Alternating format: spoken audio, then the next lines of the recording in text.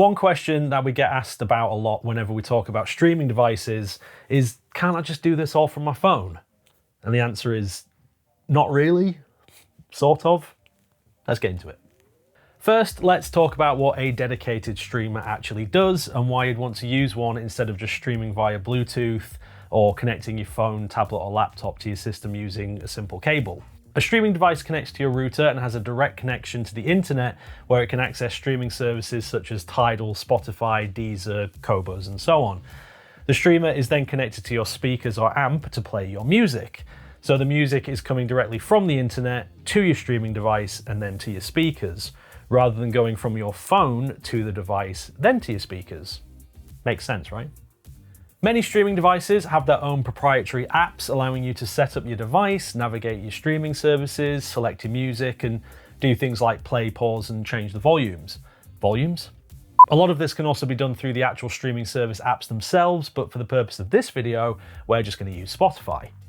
When your phone is connected to the same Wi-Fi network as your streaming device, you'll see the option to select your streamer as the playback device for your music, just like if you wanted to connect your phone to a Bluetooth device. If I select the Bluetooth connection, then I'll be playing the music directly from my phone to the speakers. If I select the network streamer, then the music will come straight from the internet to the streamer.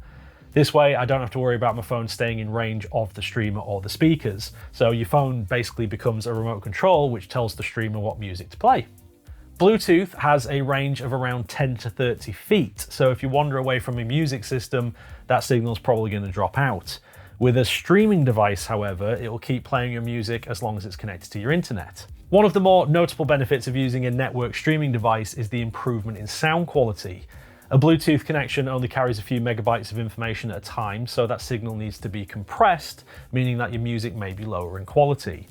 Even though Bluetooth sound quality has significantly improved over the years, it can't compete with the bandwidth and sound quality of Wi-Fi. A streamer, on the other hand, which utilizes Wi-Fi, can handle hundreds of megabytes of information at once, allowing you to play uncompressed music files directly from your streaming services. This means your music quality will sound even better than CD in most cases, especially if you're using a provider that supports high-res audio playback. Given that Wi-Fi has improved massively over the years, it's easily capable of transmitting the largest and highest quality music files. However, if you want the ultimate streaming quality, you can link most streamers directly to your router via a simple Ethernet cable. This gives you the most reliable and stable connection possible, and it's still the best choice for any audiophile out there. Another benefit of streaming music directly from the internet is that your music won't be interrupted by calls, text messages, and other alerts on your phone the way it might be if you're using a Bluetooth connection. Remember, the music that you hear is coming directly from the streaming service through the internet and not from your phone.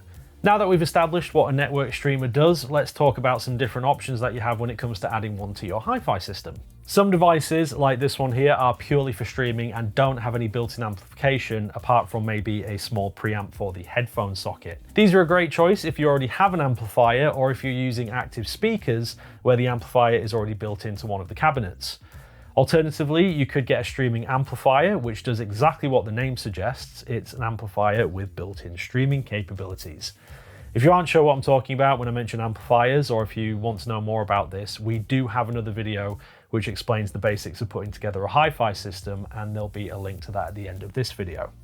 So here are a couple of examples of what your music streaming setup might look like. Here we have a dedicated network streamer, which is connected to some active speakers. The music streamer takes care of your music source, and the active speakers amplify the music. A lot of these network streaming devices will also have additional inputs on the back, so you could expand on your system by adding a turntable or a CD player if you wanted to.